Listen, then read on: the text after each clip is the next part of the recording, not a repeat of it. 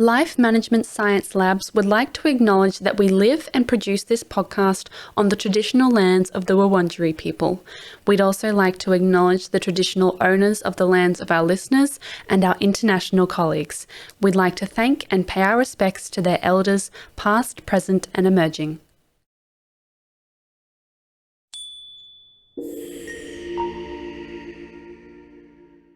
Hello everyone and welcome to Work in Progress, the Personal Productivity Science Insights podcast produced by LMSL, the Life Management Science Labs. We are champions of life management science, providing structured insights informed by science and inspired by practice on key aspects of conscious living. Each week, we bring you scientific and practical insights on each element with the expert knowledge of professionals in the field. Let's get started. Hi everyone and welcome back to the podcast. Today we're going to be talking about why remote work is here to stay, working remotely and productively with Ali Greene, who is the co-founder and co-author of Remote Works, which is a newly released book and a consultancy for remote work. Hi, how are you today? Hi, thanks so much for having me. So tell us more about yourself so we can get to know who you are and what you do. Yeah, so I was a remote worker way back when most people didn't even know what that meant. So since 2014, I had been working in a digital environment and working with people all over the globe. And I got into this. My story is, I think, pretty cliche at this point now that we're seeing lots of articles around people being inspired to leave their life and quit their job and travel the world. But I had been living in New York City and working in learning and development, which was directly related to my studies in organizational behavior and just following quite a traditional path. And I realized while I loved the intellectual stimulation of my work, I hated the work environment that I was in. And I wasn't feeling motivated. I wasn't feeling passionate about what I was doing. I joke that I traded in Madison Avenue for Machu Picchu because I left my career, my apartment, this successful life in New York City in order to backpack and travel around South America. And it just so happened while I was there, the company I was working for needed that additional learning and development support. So I stayed on as a consultant and I worked with them while I was not in New York City. And that was my first taste of what it could mean to be a remote worker. And so when I finally decided that I was ready to embark on the next step of my career, I was lucky to find a role where the CEO really believed that if you treat people like adults and you build a culture around the work and not around the fluff, that great things can happen. And so I stepped into that role as the director of people.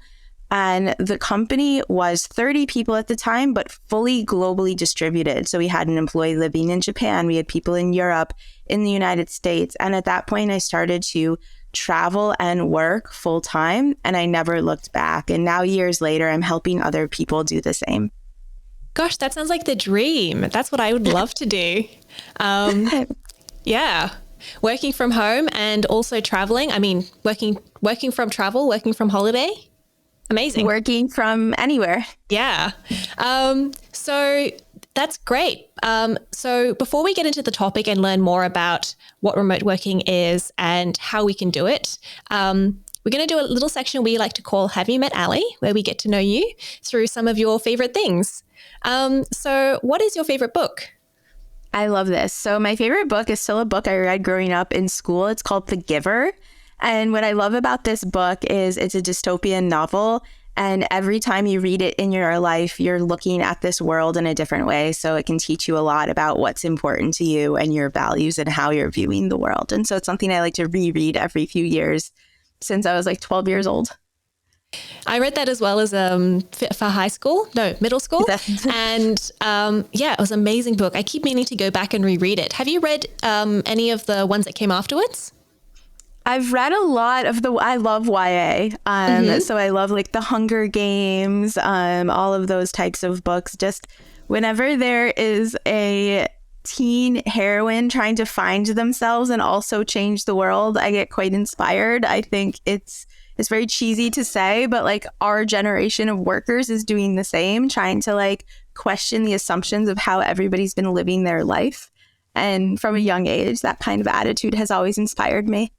I read somewhere that like YA novels kind of reflect what I guess the generation before is trying to deal with. So like the dystopian novels at the moment, or that were really big at least 10 years ago, kind of showed the environment that we were living in. Yeah. I'm looking forward to seeing what happens in the future. I hope. And now I'm a little nervous to see what books come out in the next 10 years. Exactly. And what about a movie you've watched recently? So a really interesting movie. I actually watched it on a plane on a big trip I had a couple of weeks ago. I don't know when it came out, but it's called Flash of Genius. And it sounds boring, but it was fascinating. It was about the person who invented the windshield wipers that have different speeds. So before it was only on or off, and this, you know, how you can change it to change with how much it's raining. It was about the story of his life and him fighting against the corporations that tried to steal his idea. And the movie took place in Detroit, and I'm originally from Michigan, so I had this like personal connection to it. And again, I just thought it was a really great story of human empowerment, and I loved it. I always love the documentaries which are about things you would never think about, like the ones that are about really important things. They always, I'm always bored by them, but I love anything that's really niche. Yeah, and just like anything that tells good character development. Like the subject could seem really boring, but the character going through something to me is always going to be fascinating. Yeah, that sounds great. I'm going to see if I can find that. And are you listening to any podcasts at the moment? So, of course, I listen to a lot of business podcasts, but I will tell you, I had a pretty bad flu about a month ago, and I just wanted some like easy listening to go in and out of when I was napping. And a guilty pleasure podcast of mine, I don't know how like worldwide this reference is, but there was a reality show when I was a teenager called Laguna Beach, and it got really famous. And I have a podcast now called Back to the Beach, and it's the two main characters of the show talking about how they were put in these situations as teenagers by the producers and how the producers manipulated reality TV. And it's really like a behind the scenes look of what goes on in the television industry. And I just found it to be incredibly fascinating because you don't think of these characters on TV as humans and see how it could have impacted their life. And they're about the same age as me. I felt like I grew up with them, and listening to this podcast, I now can see in new reality shows, oh, they're manipulating the situation, they're faking this. And so I feel like I now have all this like inside intelligence, and it makes me like more intrigued to be a detective when I watch TV. It must add an extra layer to reality TV. Now you're not just watching what's happening, but you're also, I guess, watching the behind the scenes as well, at least what you imagine to be the behind the scenes. Yeah, exactly. And it's just funny. Like, it's fun to have a guilty pleasure, and then it's like fun to have a guilty pleasure turn into like an intellectual exercise. Yeah. And I think, you know, using your critical thinking skills in these kinds of situations is also really important. I mean, even just for the reason it can help you to build your critical thinking skills. Yeah. Yeah. And do you have a role model?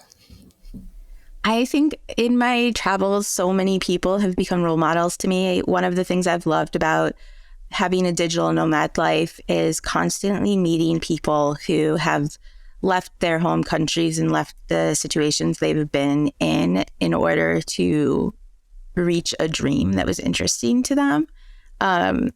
Of all the role models that I've met in my travels, I think my life partner is someone who really pushes me to question things and to look at things differently. Also a business owner, also a remote worker, and someone who I can share ideas with and be able to say like, oh, I agree with this idea and this is why we share the same values, or we're totally different and this is why it works. And I think that in general, more people having that approach to all types of relationships, work relationships, friendships, family relationships, can bring out a lot of like, again, critical thinking and like fun and creativity and love into a situation. And so I always look up to him as my role model in that way. Oh, that's so sweet. I think that any relationship, you need to have some similarities, but I also think that it's the differences that really make it work. Because otherwise you're just the same person and it's not interesting. Yeah, I was on a podcast recently, and it was funny. We were supposed to be talking a lot about, work from home strategies, very similar to this. And very quickly it divulged into how to work from home with your partner and how to work from home when you have family members around. And it's a topic that not a lot of people are talking about. And so it is nice to have role models of people who are talking very vulnerably about, I like to work when there's a lot of noise around me, and my partner likes to work in quiet. And how do you make that work okay? And having other people to look up to and share that story, or just having it within your own ecosystem, is becoming more and more important, because everybody's experimenting right now and everybody's figuring out what's working for them. And I think that's really cool. Yeah, definitely. I think I've definitely experienced that. I know my brother's also experienced that with his partner. That's a conversation that I think more people need to be having. Yeah. And man, I wish we're doing that, but we're doing something else today. We can do this next time. Another time. Another time. Perfect. And has there been a course that's inspired you? So I think I'm one of the very lucky people in the world that I went and I studied in university, something that was life-changing to me and very inspiring for what I ended up doing in my career. My whole entire life, I was a math and science kid, and then I took an organizational business psychology class in undergrad. And the very first 101 class, we talked about communication, we talked about leadership styles, we talked about human motivation. There's a chapter in the book Remote Works inspired by this class, because we talked about team development, and everything I learned in that class became the building block of why I wanted to get into HR and people operations, and has directed me in my career thus far. And I think it's very rare to say, oh, I took this intro class freshman year of university and decided this was what I'm going to do with my life, and actually stuck to that path. And for the majority of my career, that is what I've done. And that's a big turn, going from maths and science, which I guess they feel very, mathsy, into quite a people-oriented job. I don't know, maybe that's just my stereotypes. No, I think it's true. I think what you realize about yourself through education is you can have the skill set in one area, but that doesn't necessarily mean that you enjoy it. And it's equally important to find your passion and where your skill sets match up, and allow room for that to happen at any point. So for me, for at least the first chunk of my life so far, it happened quite young, and I feel lucky because of that. For some people, it happens even younger. There's, kids that know from age 8, oh, I'm going to be a vet, or I'm going to, study piano for hours a day. For other people, and I think I have a second round in me that's going to come in the next few years, it's you get inspired later in life and you change gears and you shift. And I think the more you can be open to not being latched on to what you've been told you're good at your whole life, will open up room to be inspired and lead your professional and personal life in different ways. I'm looking forward to finding out what mine is one day. But yeah, that's great that, you, and that you're open to changing and to learning and to growing, and not being stuck. Not that it's bad to be stuck in one place, but I think it's also great to be open as well. Yeah. So over the course of your experience, how do you define personal productivity? Yeah, so this is a question I find really interesting, because I think everybody assumes that productivity is an easy word to define, but then everybody comes with a different definition to the table. And so when I talk about productivity, I like to think about how you're adding value to your craft.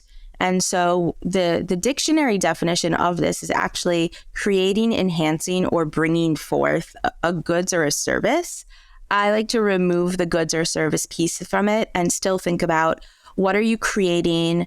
What are you enhancing? Or how are you bringing forth the unique value that you as a person offer to move the needle forward in your line of work? And so if you're a web developer, how are you thinking about writing code in a way that's enhancing the code, making sure that there's no mistakes, or creating code from scratch, not how do I write as much code as possible, which is maybe what some people would think about when they think of productivity. Yeah, I would definitely think that, it would be a quantity thing rather than a quality thing. But I guess, obviously quality hopefully would eventually create at least some more quantity. But yeah, you obviously want better things. And be producing better things. If the better thing exists, you don't need more. I think it is a important distinction. I think a lot of people, when they think of productivity, they think of how much can I get done from my to-do list. But if you're getting everything done really fast and you're making mistakes, then you're just going to have to go back and do the to-do list again, or you're going to have to redo certain parts or pass that off to somebody else, and you're giving that person more work. Instead of, if you're intentionally sitting down and saying, okay, this to-do list is too long, I'm not going to rush through it. How can I make sure the first 3 high priority things are done with as much value as possible? Then to me, that is what's going to be most meaningful for the output. And being more output oriented is where we see a lot of trends over time in terms of evaluating performance and therefore productivity as well. Interesting. And what else do people get wrong about productivity? It's not just time management. So this is a mistake I made really early on in my career. I used to teach time management courses in my learning and development area of expertise. And it was all about, you have a finite 24 hours in a day. How do you place your most important things to get that done? And while it's true there's 24 hours in a day, not all 24 hours are created equal. And so one of the big things that we teach in our book, and we've partnered with someone, Dr. Sahar, who studies really how the brain works. And so it's, really cool to see how it came together in remote works, because it's through not only our lived experience, but through this academic research as well, is that it is true that, people say like time flies when you're having fun. You can get more done when you're working at your peak productivity. And so it's not about time management. It should be more about energy management. And people don't really know what that means. Sometimes it sounds too like woo-woo for people. They don't know how to evaluate it or judge it. And so they shy away from it. And so one of the things I like to talk about a lot is, how do you teach people about managing their energy, and how can you shift that mindset to be more about that and less about you have a finite 24 hours in a day and this is how you're going to, become a robot and get all these things done in your to-do list. And it's like, no, it's about listening to yourself and listening to your rhythm and knowing more about how you work in order to work more effectively. I've definitely noticed that 4 or 5 o'clock myself, I will suddenly switch off. I can't do any more work. Doesn't matter how hard I try. I just can't get anything done. And so I always go for a run at that point. And then I come back in the evening and you know what? I'm so much better. I actually get things done. And that's just something that I had to figure out for myself. Yeah, I hope you got a run in before we got to talk then, because I know that with the time zones, there's always a challenge too to match people's productivity and their optimal work time with each other when you're collaborating. So that's something that teams have to work out. Yes, it's okay. I had a run yesterday, so I wasn't going to run today. Good. Try not to do too many things, otherwise I'll injure myself. So speaking of, I guess, having time to go for a run in the middle of the afternoon and, being able to leave work, what is remote work? Yeah, so remote work, again, is something that I think right now people are struggling to define. There's so many terms right now. There's remote work, there's remote first, there's hybrid work, there's, flex working, telework. There's just so many different words out there. To me, I really want to simplify it. And I believe that remote work is really about how you're utilizing technology and a digital first mindset to unlock all of the benefits that this new wave of the world can allow. And so it's not just where you're working anymore. It's about using the tools and the technology to build a skill set. And then with that skill set, allowing yourself, your team, your employees to work wherever. So that's the location flexibility we talked about, but also whenever, the time flexibility we're talking about. I just want to take a break in the middle of the day and go for a run. And also what are the surroundings, who you're working with, what type of work you're doing first, second, third, in order to be the most productive. And so it's really about putting the ownership and the autonomy back to the individual instead of creating a solid container, literally like the cubicle, for people to say, this is where we're expected to be productive and to be creative and to be innovative. And so instead of it being a top-down approach, it's becoming highly customized and highly individualized because technology allows us to communicate, share information, set expectations with one another. So I can imagine that if you step into this remote working position in a new job, it can be quite challenging, I guess, to figure out what works for you. If your work says, we need you to work 6 hours every day, but you can work whenever you like. How do you go about, I guess, creating the environment that works for you and the time and Yeah. So what I would recommend to people is that first they try to unlearn things that they've been told through society, because these things might not work for them, but they are so highly customized to doing them that they assume that it works for them. So people naturally assume, well, 9 to 5 is when I'm most productive, or it's the easiest time to work because my kids are in school, or it's just what I've always done and I'm a creature of habit. And these are stories that we tell ourselves. These are little thoughts that help increase a behavior, but they might not be the right behavior for us. So the very first step as a new remote worker is to erase all of that from a whiteboard, let's say, and you're starting from a clean slate. And your next step then is to experiment. And so in our book, I mentioned this before, we have an energy tracker. You can also get a free copy online. And this is a tool to help you experiment with yourself. And we call it a user design study, like a diary study, for example, where you're taking notes and the tool helps you take notes about when you work best, where you work best, with whom you work best. Like, as I mentioned, do you work better alone? Do you like working with your coworkers? Do you just like working with friends that don't work at the same company, but you want that energy? What order do you like to do tasks? And for how long can you work before you need a break? And so once you start knowing these things about yourself, there's real information you can pull out that are levers that you can control to design that 6-hour workday, let's say, or 4-hour workday or 8-hour workday. And so one of those is truly the stereotype of being a morning bird or a night owl does exist. There are human chronotypes and everyone naturally has one, but we alter them in order to fit into society. And so through this diary study, it was funny because me and my co-author were able to find out she's very much a night owl.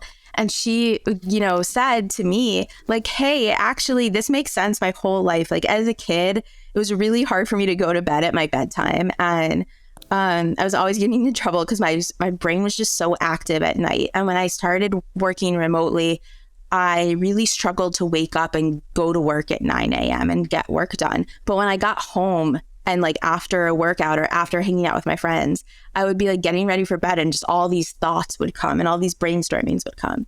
And I'm the exact opposite. And I mostly spend my time in Europe. For those listening, you can tell probably that I'm American. I have an accent. So it's not natural, like necessarily for me to be working in this time zone or to be living in this time zone. But for me, it works so well because I joke that I'm an afternoon person. I sort of have a camel with 2 humps of energy throughout the day, whereas I work really well in the late afternoon, but I also have a little bit of peak in the late morning. And I need to take lots of breaks throughout the day in order to focus. And it was always interesting because when people would ask me these questions, I would joked for so long, oh, I'm solidly an afternoon person. Like, I don't like waking up too early, but I also am like in bed by 10. Like, I don't stay up late either. And it works really well with remote work because knowing that my business partner is hours behind me and is a night worker, all of this new information comes in overnight. And when I wake up, there's new things for me to review, to work with, to push projects forward. And so we don't hold each other back by leaning into our own work styles. And so that's just like one example of, after experimenting and then talking with the people you work with, how remote work can actually positively impact how you're thinking, not about just individual productivity, but also team productivity. That's so interesting. But then what happens, like, so you're saying that you work, in your morning and your afternoon, and then your partner works in the evening. So what happens if it doesn't line up? Like, do you never get to talk to each other? Like, how do you build those relationships? Yeah, that's a great question. So that goes to what kind of work energizes you. And so another thing that you should think about as it relates to energy management is what brings you joy, what gives you energy boosts, and what really is a drain for you throughout the day. And so I would say that for me, one of my biggest values and connectors in life is human connection. Like, I love building relationships with people. I love community.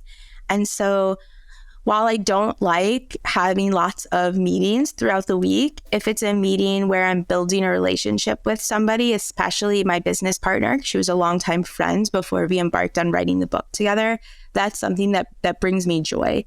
And it's also something that's necessary for the business. So we dedicate time throughout the week that's a time zone that's appropriate for both of us. So it's not too early in the morning for her, because that's just not going to work. It's also not too late in the evening, but it is the late afternoon for me. And that will sometimes give me that extra boost of energy I need to maybe do one more business call with her if we're collaborating on a client project together. And so by setting up the work itself, where I say, hey, we're going to do this one call that gives us both energy, because we get to connect with each other, we get to talk about our work, we get to catch up personally, and then we can go do this business call, and then I get to end my day and you get to take a big break and then start your day.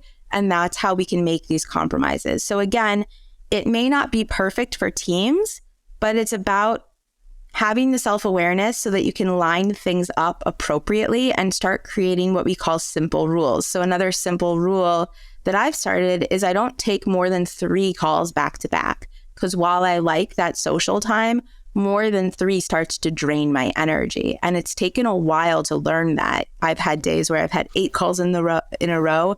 I've had weeks where I've had 1 call every day. And I've had to learn, actually, hey, I think I prefer this sweet spot where I have maybe 2 days a week. I allow meetings, no more than 3 at a time. And then I give myself a big break. So if I need to have maybe 4 meetings a day, 1 has to be in the morning and the rest are going to be in the afternoon. And so the more you can create these guidelines for yourself, it becomes sort of like an internal playbook of how you work best. You can express your needs. Your needs might not be able to be met, but then you can talk honestly and openly with your colleagues, with your clients, and find a solution together. Yeah, so it sounds like finding out what works for you and using those rules and using what you've learned to actually be more productive. So rather than just nose to the grindstone, 9 a.m. to 5 p.m. That sounds like a great time for me, because I don't really want to work 9 to 5. I want to just work morning and maybe early afternoon. Yeah. And then go for a run. I think more people need to know that about themselves. A mistake I see happening is people cater too much to their manager or too much to their client or someone who they perceive to be in higher authority to them. And I think that can cause quickly burnout and resentment and not lead to productive work results, because they're assuming the other person's way of working is better than theirs. And there is no better or worse. It's just different. And so what happens if you don't take the time to build self-awareness is you won't know what your triggers are going to be. And all of a sudden you find yourself, and I'm sure everybody's found themselves, where you're sitting and you're like rereading an email over and over again. And you're just like, why is this information not getting into my brain? Why is it taking me 20 minutes to respond to this email? And that's because you're not working in your peak hours, or you burnt yourself out somewhere throughout the day. You've said yes to too many things without knowing what your own personal boundaries are. And so regardless of what position you are in a company, from first-time worker like junior level employee all the way up to CEO, the first step in personal productivity is building self-awareness, unlearning what society has told us, and relearning through experimentation what works for you. And only from there can you then decide and negotiate and barter, hey, this is how we're going to set up our day. This is what's going to work for us as a team. Sounds a bit scary to be going to your supervisor, especially as a newbie, to say, hi, I would like to work these hours. Do you have any tips to like help people there? Yeah, my tips there is mostly for the manager. I think that the enlightened manager, your goal is to set your employees up for success. Your goal is to help the company have better quality output, therefore productivity. In order to do that, really knowing that there's different work styles involved is going to be incredibly important. And so the tools that I teach managers through our workshops and through our book is really about how to set that initial stage to allow the empowerment to the employee. And so the things the manager can do, one is lead by example, which we've already talked about. Two is there's something that I recommend called a collaboration kickoff. And so people are quite familiar with the idea of a project kickoff. When you're kicking off a project and you set down, like, these are the specifications of the project. This is what done looks like. This is what we're measuring success by. You can also do that with human relationships. So sit down with your new employee and, start asking them questions like, how do you like to receive feedback? What hours of the day are you most productive? What commitments outside of work do you have that take up time that is going to distract you from work? Not in a way that's going to broach any HR regulations in your local country, of course, obviously being ethical to that.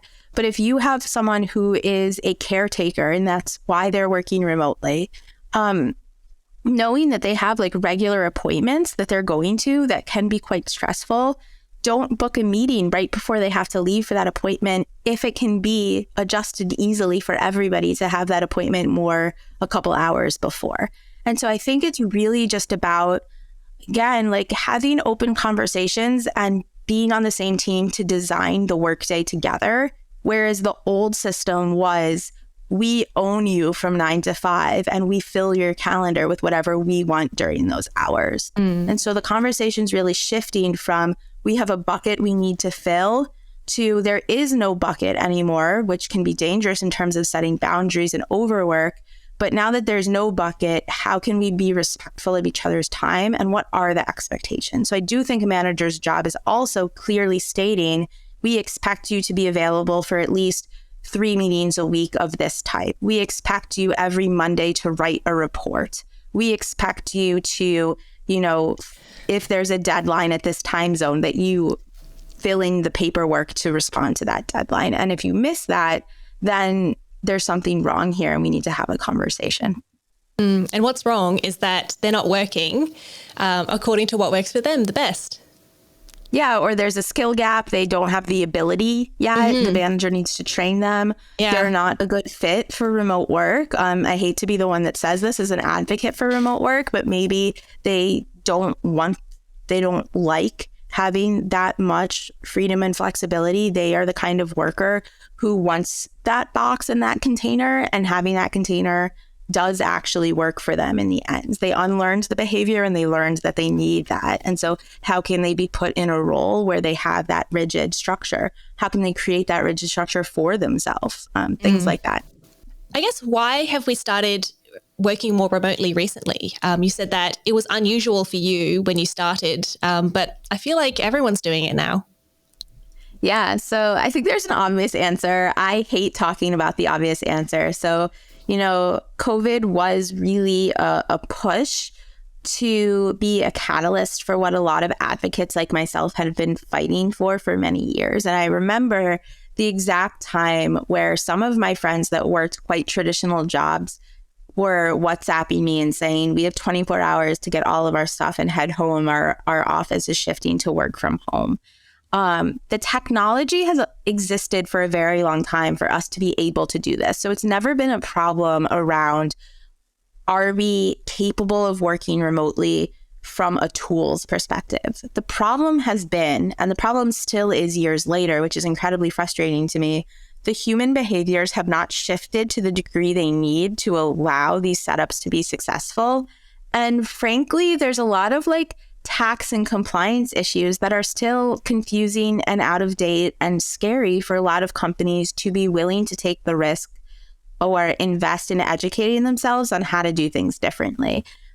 The trigger now, I believe, is that people learned that it is possible. While it was not perfect the past couple of years, they were forced into it in an imperfect situation.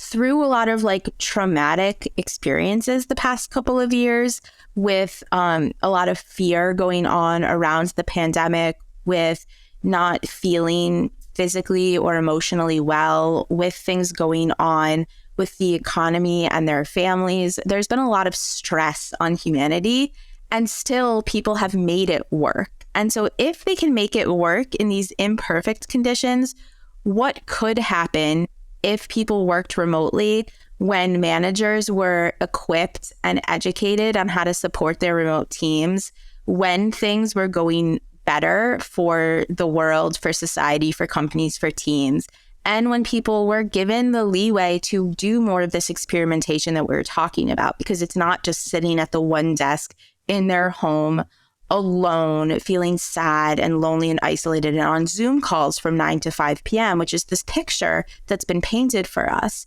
And so why it's working now is because I think people are finally starting to see what it had been for me from the years of 2014 to 2019. And people are demanding a taste of that. They're starting to question things. And this is becoming a trigger effect that's telling all sorts of people, generations, backgrounds, and those from different life circumstances that you do not have to live and work like previous generations. There's people with different physical disabilities that are finally entering the workforce and getting the types of jobs that they've always deserved. And they're getting access to these things. And they're saying, we don't want to give this up. There's people in countries that before had to move to a new country in order to access a job that would give them a sustainable life. And now they can not have that choice be something that is as life-changing for them. They can stay in the country that they were born with their family and also have a really amazing, intellectually stimulating job that is paying them what they deserve. It sounds like very, the opposite. It sounds very utopian at this point, going back to our references to dystopian novels, but it doesn't have to be. And I think people are finally waking up to that. Yeah, I've definitely noticed that it gives you a lot more freedom. If you do have some reason that you can't get into work, even just the train lines aren't working, it means you can still go into work and you're not hindered by, the outside world, I guess, or even the internal home situation or your health situation. What are some other benefits to remote working? I think for me, it's really just about like people can design their work and their life in a way for them. And so personally, there's a lot of benefits. You get to have this lifestyle design. There's more room for you to think about holistically what's going to be good for your health. I personally like home cook pretty much all of my lunches and dinners at this point. I prioritize my workouts instead of fitting my workouts around my 9 to 5 schedule. So I've personally seen my health totally change from when I was in my 20s working in an office till now. I'm more motivated and feel more intellectually stimulated in my job because I'm working again according to when I'm most productive. And because I get to choose when I work, I'm more interested in the projects that I'm doing. And that is a benefit not only for me personally, but also for the companies that I'm working for. And there's professional benefits as well. And so companies now have access to this expansive global hiring pool. I think that's really important, that it's not just about finding the top candidate, but it's finding the best match candidate. Who is the person in the world that is so interested in the mission and value that your company is doing, that has this unique skill set that is going to be a good match for your company? So it's matching more people together. Yes, it's becoming more competitive, but it's also increasing the opportunities for everybody. And for certain companies, depending on your product or service, there's global coverage. So whether it's global coverage for like IT teams. So if your site is down, usually, a traditional company will have some people on call, and those people have to be available 24 hours a day. But what if you have an on-call system designed because of remote work, where you have global coverage and you have people hired in different time zones, and you pass the responsibilities throughout the day? And so nobody is ever, waking up at like 2 a.m. because the site crashed. Or you have customer service, and you can have customer service reps throughout the globe. Or even you have people working and living in local communities and educating the company about how they do things differently. When I worked for DuckDuckGo, one of my colleagues gave an amazing presentation about how people use the internet in Japan, and like why it's different than what you might assume as an American. And that cultural moment is something that like now, years later, I still reference and talk to, because not only was it just like personally interesting, but it also gave us insights to how we could be designing the search page differently. And I think companies are going to see more and more of this value, both from a professional standpoint and also just the value of letting people decide what's best for them. And what about some negatives? Are there any negatives about remote working? Yeah, of course. I mean, I could sit here with like my rose-colored glasses all day and be like, this is the best thing ever. I think the negatives come from lack of experience and not really understanding how things should work. And also society not fully being ready to adopt remote workers in every like nook and cranny of the world. And so while I think a lot of what's being said about remote work in the media is not true, there's a hint of truth in everything. And so there's a lot of misconceptions and myth busting I like to do around common things that plague remote workers. The number one thing being isolation and loneliness. I think that can be very true for remote workers. My counterpoint to that is I think it can also be very true for in-office workers.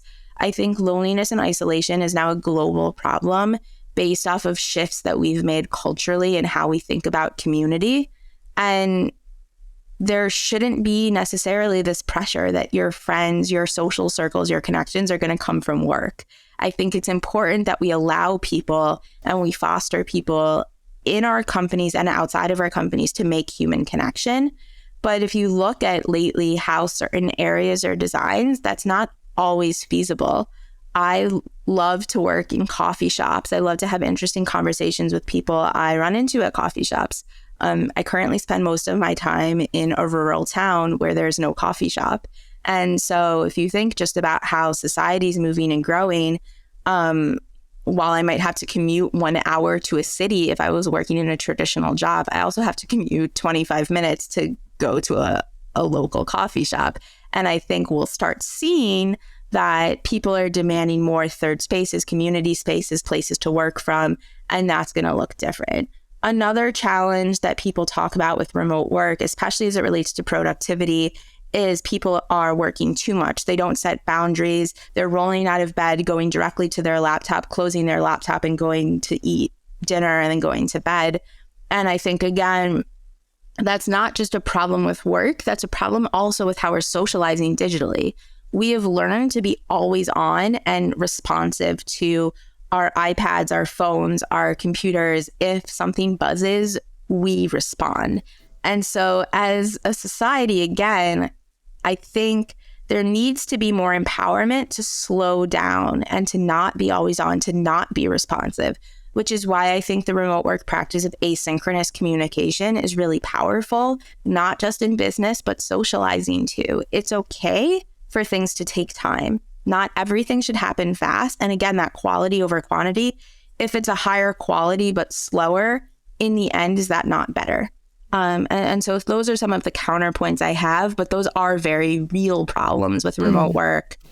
And things I still struggle with, like when the quarantine happened with COVID, like I've been a remote worker at this point since 2014, and I was stuck in a studio apartment, and I would joke, I'm like a caged lion. I'm not supposed to work from home. Like I like to work at restaurants. I like to work at coffee shops. I like to work at the library. And now I'm in this little apartment. What do I do? And so even for me, there's been struggles over the past few years to relearn how I can work remotely if I'm not traveling as much as I used to, or if I don't have all the amenities that I want. It's a constant learning process. What about the opposite of what you were saying with people who slack off and who aren't working, who say they are working? Is that a problem? I mean, so I have another tongue-in-cheek answer for this. It's a problem in offices too. Like, if you don't trust your employees, why are you hiring them? You assume in an office environment, someone's sitting there from 9 to 5 and they're constantly working. That is just like physically and mentally not possible. Humans only have the ability to focus for 7 to 10 minutes at a time before they get distracted. So assuming they're at their computer working constantly just because they're in an office is false. And so I would ask you to really think more about what is the fear of them slacking off. Is it a fear that you don't have visibility into their work? Well, how do you structure your remote work setup where you have more visibility? Maybe there's asynchronous check-ins around project management. And this is something that I've done both at DuckDuckGo and now currently with Remote Works, of a Monday stand-up, but it's written, where I say, this is my top priority. This is what I need help with. These are when I'm around for extra meetings if they pop up throughout the week. And on Friday, I write a written recap. This is what I was able to get done. This is how much progress I've made on the project. So you don't wait for things to be done before you share them.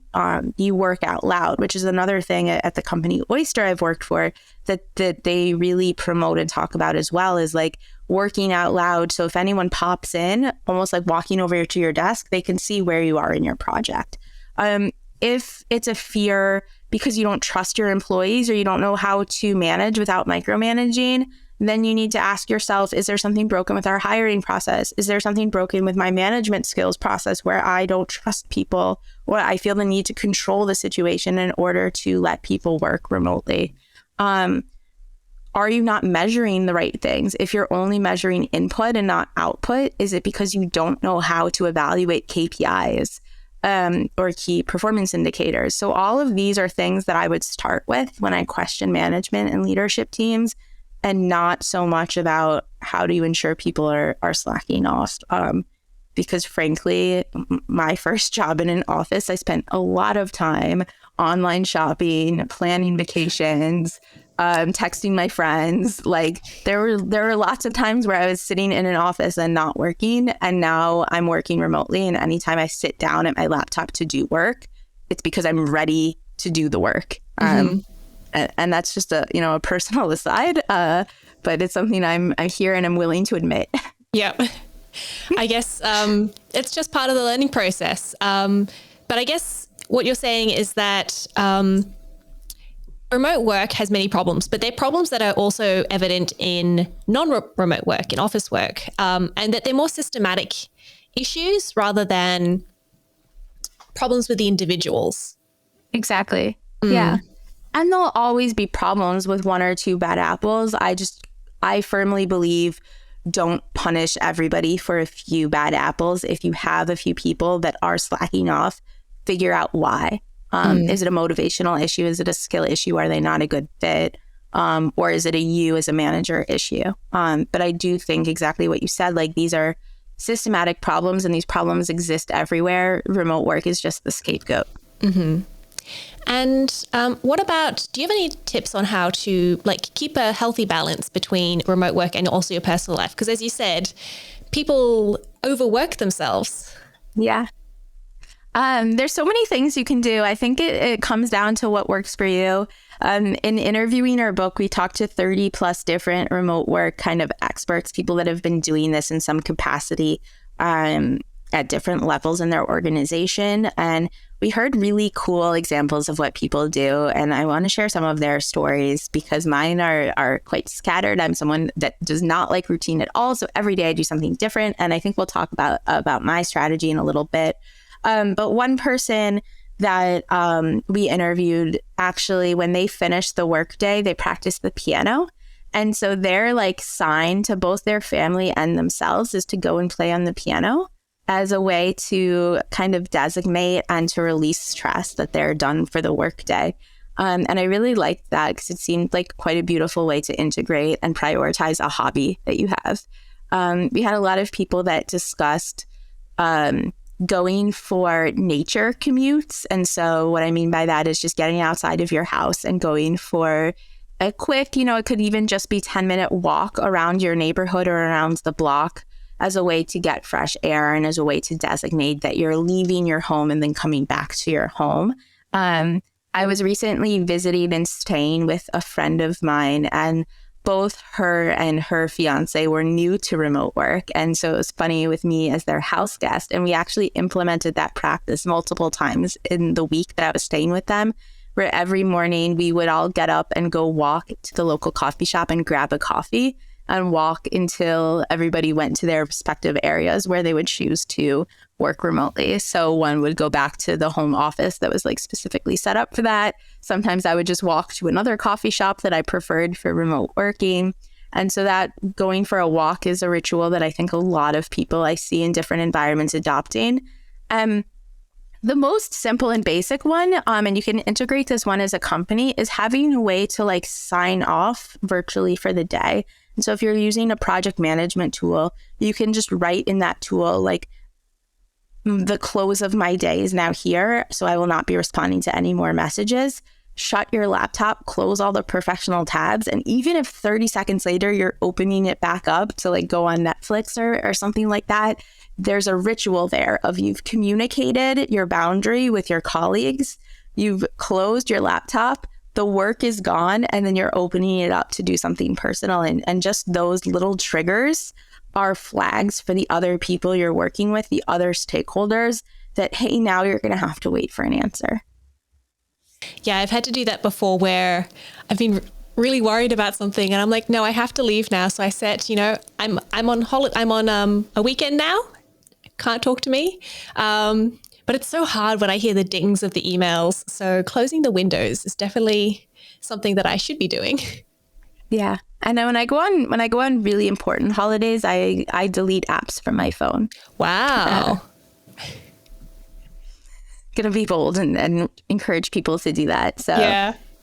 I use Asana. It's a project management tool, and I like the interface on the phone. It's quite fun and easy. But if I'm on a really important personal holiday, I delete Asana and then I re-download it when I'm back. So there's no pulling me in. See, I would forget my password and then I would be like, I don't know how to get back into here. It's a problem. Yeah. It's a bit of a problem. I guess you only have to do it every once in a while. Yeah. So you also mentioned that you had your own practices that you do to manage working from home. Do you mind explaining what that is? Yeah. So I have this practice I like to call one place, one goal.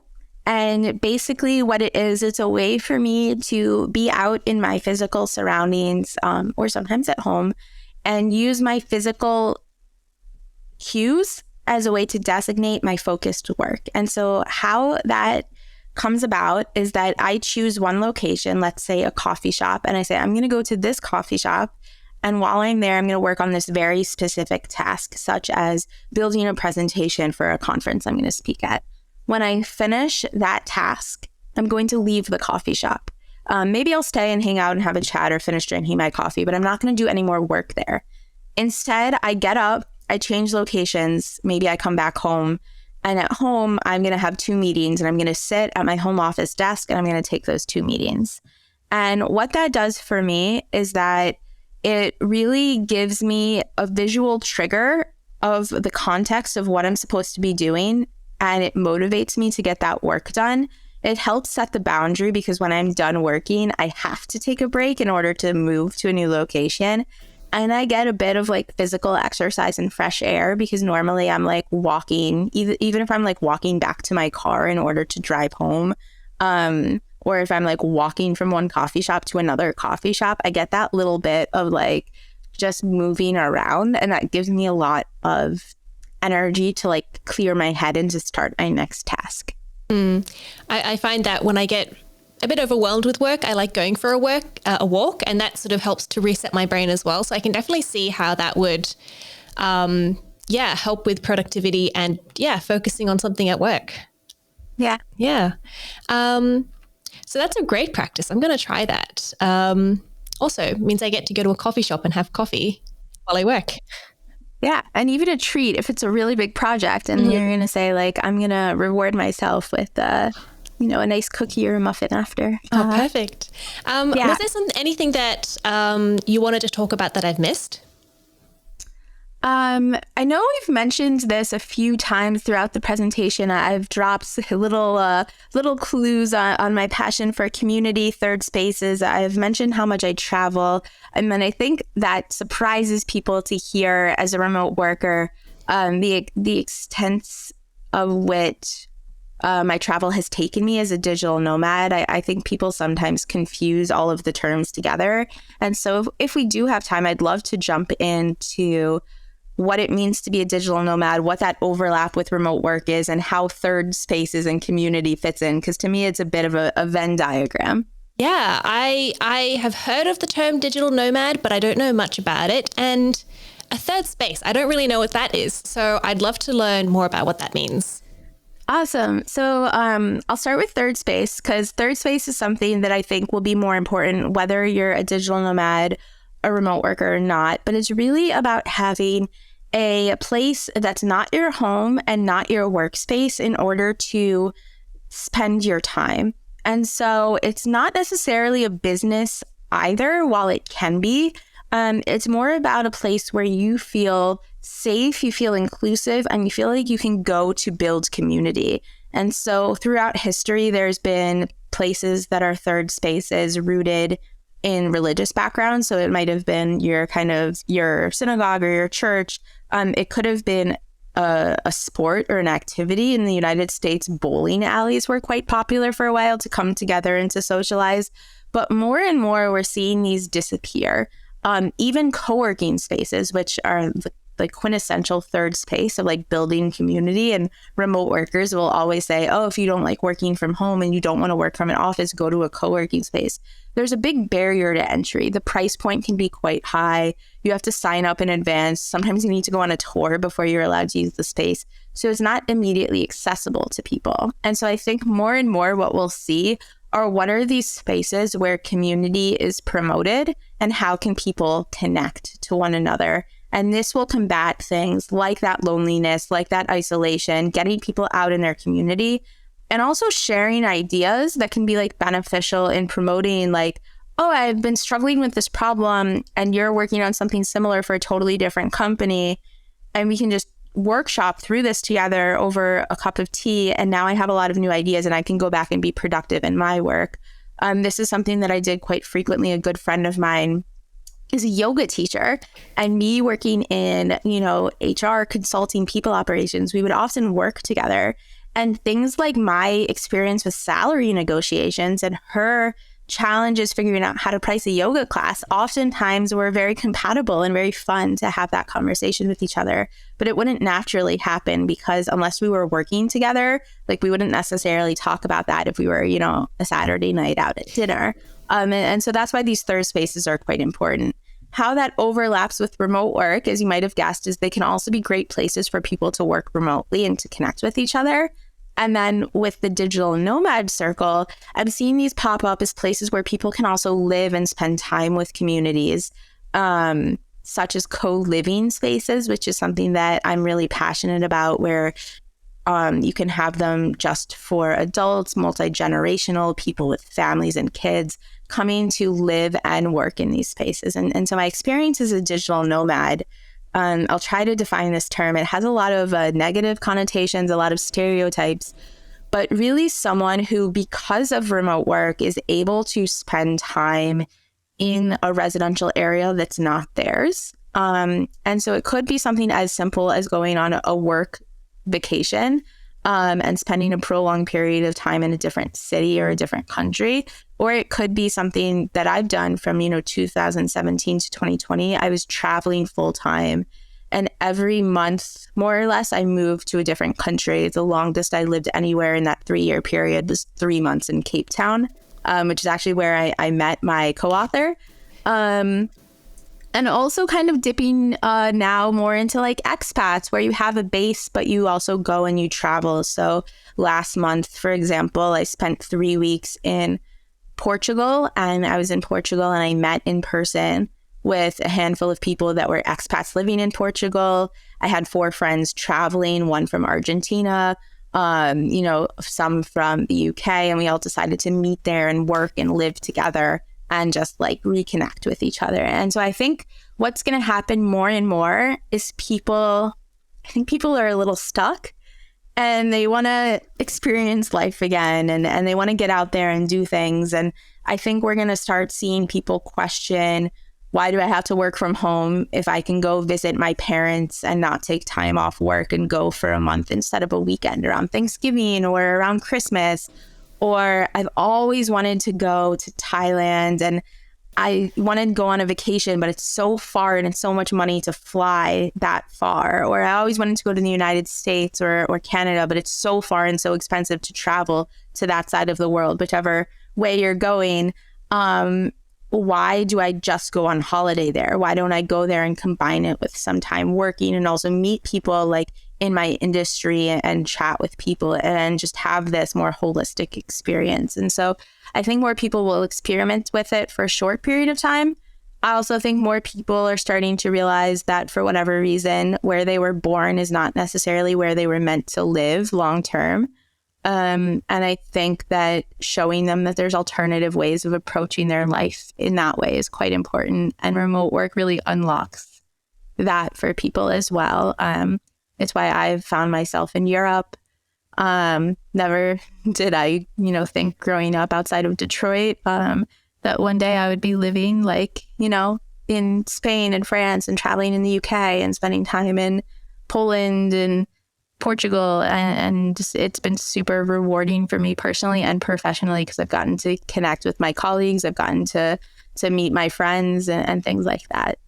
So I just think there's a new way of life opening up, that there's a lot of new conversations starting around this topic.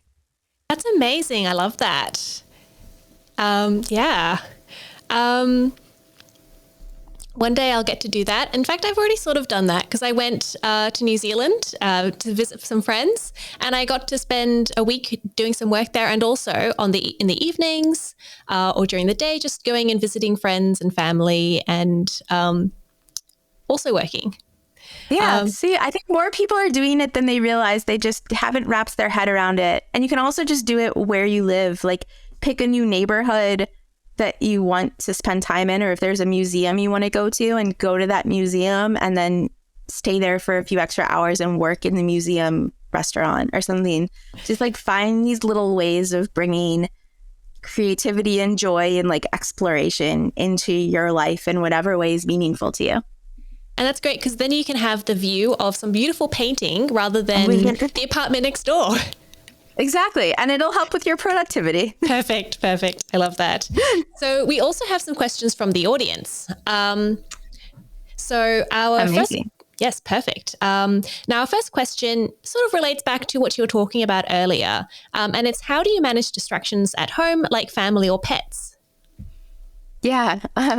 So pets is a tricky one. I don't have any pets, but when I've worked from home visiting my family before, and we had a new puppy that ate through my computer charger while I was on a call with the CEO of my company, and then had to end the call and go buy a new computer charger. Thank you, Best Buy, for that experience. So that was like a remote work fail for me. I would just really say when it comes to family members, it's very similar to coworkers. It's about setting expectations and clearly stating your needs and your preferences of how you work. And so what I've learned when I've gone home now to visit my family is kind of like straight-laced and HR as it sounds. I sit my family down and I say, like, I'm super excited to spend time with you. Here are the important meetings that I have. If you don't think that the dogs can be like put away in like the bedroom or the living room while I'm in this other room, then probably I'll go to a library or a co-working space during this time, and then we can coordinate to meet for dinner. And so I do have to sit down and sort of proactively talk about my schedule when I'm visiting people that have pets. When it's my own pets, I don't know. make sure you invest in a good dog trainer and make sure you take breaks to play with them and give them attention, because that's the best part of working from home. And when it comes to people working in your physical space, like I talk a lot with my spouse about this. We sit there and we have talked about the different workspaces, even in our home, and how we're going to structure our day. Are we working out of the house? Are we working at home? Do we want to spend time working together? We call it co-working at our kitchen. Like the co-working kitchen table is open today or it's closed today. Who needs the private co-working call space when? And it's really like as if I was talking to my colleagues about setting up our work and our expectations, just doing it again with family members. It might feel awkward at first, but if you set those rituals and go back to the beginning of this call, what do you need? What does the other person need? Where are we on the same page? Where are we not on the same page? And we need to create simple rules for each other. It's the same advice for the people you live with and the people you work with. And it sounds like communication is very important there as well. Always, yeah. Communicate your needs. And this is also a little bit related to what we were talking about earlier, but working from home has created different expectations around time off. So how do people continue to take time off when your boss knows that you can do those tasks at home and all the equipment's there? Yeah. So time off is still really important, and it's different than taking a few, 20-minute walk around the block. And so first I would sit down with your team and define the types of time off that exist. And so in our book, again, with Dr. Sahar Yosef that we've mentioned earlier in this interview, there are 3 types of breaks that we've identified. And so if these breaks are useful for you to bring into your own language at work, they're things I would encourage you to do. So there's things like a micro break, and these are just, a few minutes a day, maybe like 15 minutes a day, that you take multiple times throughout the day. Maybe it's that going for a walk around the block, changing location from coffee shop to home. It could be just an afternoon shower to like get your energy going again. Those are things that I strongly believe don't need to be like shared or accounted for at work. I think that's where remote work allows for that personal autonomy. And so what's important then is to not discuss or to over communicate the time away from the desk. Instead, communicate the time you're expected to be at the desk. When are your synchronous calls and meetings at your company? Do you have a culture of synchronous office time, like core hours? And what are the expectations around those core hours? If someone messages you on Slack, what is the response cadence that's appropriate? Ask those specific questions in order to set expectations. And then there's things like meso breaks. These are breaks that are like 2 to 4 hours off the computer at a time. These might be the big breaks you take, like, hey, I want to take an afternoon off. The morning just got to me. Or you have doctor's appointments, things like that. The ways you communicate that at your company, again, can be really different. On the scale of full autonomy, maybe it's not required for you to share that information because you're being completely judged on your output throughout the week. And if you don't have a meeting, it doesn't matter. Scaling towards being more nurturing around transparency and sharing that information, maybe what that looks like is you just block off your calendar and say out of office.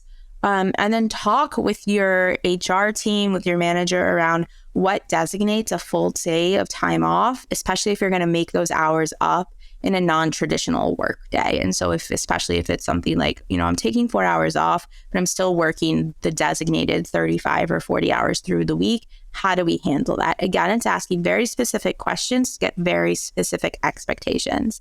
And the most important break, and this is the break that everybody still needs, regardless of if you're a digital nomad and you can work while you're on vacation in Portugal, or if you're working from home and you can work from home anytime, anywhere, you do need macro breaks. That's more than just your traditional sort of like weekend or 2 days off. It's important to take half or full days off throughout the month to rest and recharge. And these are days where taking that PTO, claiming it on your calendar, making sure that work is handed off to other people, and you're communicating that to your manager through project management tools and shutting down your apps, deleting them if you want to go the route of me, is incredibly important. And again, ask your company. What is the PTO policy? How many holidays am I allowed to take? How much time do I need to request in advance? Make sure that you understand these things so that you feel empowered to do that and that you can do it without work sneaking up on you. And so I think a great time is to know, is there's going to be in the middle of a huge priority project? If so, maybe I just want to do those like 2 to 4 hour breaks to like maintain balance. Or is this a good time of transition in my projects where taking a few days rest will be really important? Again, the themes of communication, expectation setting, clear definitions of what's considered a day off are all themes that are increasingly important in remote work. Yeah, thank you for that. I will be using those in my own life because I definitely have those problems where I'm on holiday and I get a text and I'm like, oh, I'll just do 5 minutes or whatever. And it's never just 5 minutes. Whereas I find, having that really designated time off is so restful. It's more restful than you think it's going to be, really. Yeah. And another piece of advice I do have is like transition back to holidays slowly. I think a lot of people take time off, jump back into work and have so many unread messages that it's almost erases the benefit of the holiday itself. So if you do have a flexible time schedule with work, I would schedule it in a way where you're on holiday and then you have 1 or 2 days to transition back to work. Like one day to catch up on things, one day to reprioritize work, and on the third day you're back in full swing, especially if this is like when you're taking like maybe a full week or 2 weeks off for like a proper long holiday. I love that because, I had that and I got back and I was like straight into it, straight into interviews, straight into emails. And I was swamped for 2 weeks. Yeah. And it erases everything. Then you're like, okay, I need another holiday now. Like, let's go. Exactly. But long weekend coming up, so can't complain.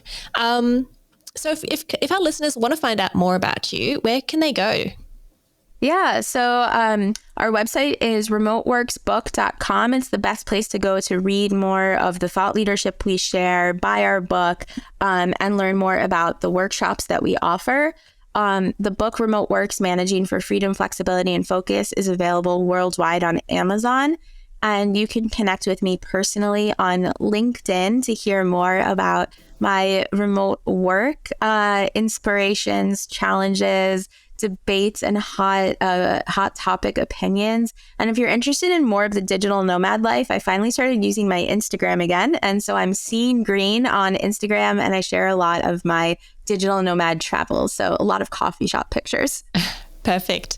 And we'll make sure those links are in the show notes so that everyone can find you and see your coffee pics, because I know that those are the most important things. Perfect. Thank you for joining me today. I've learned a lot about remote working, and because it's so pertinent to my lifestyle, I'm going to be using some of those. Awesome. Can't wait to hear how it goes for you. Perfect. Thank you. You have been listening to Work in Progress, the Personal Productivity Science Insights podcast produced by the Life Management Science Labs. Listen to episodes from LMSL's 10 Life Management Perspectives on Apple Podcasts, Google Podcasts, Spotify, YouTube, or other podcasting apps on your smartphone. If you enjoyed this episode, please consider rating our show, sharing it, and subscribing to our channel, as it helps others find us and us grow to bring you more quality resources. More of our work can be found on our website at pp.lmsl.net, where you can join our movement. I'm Tia Harmer. Thanks for tuning in.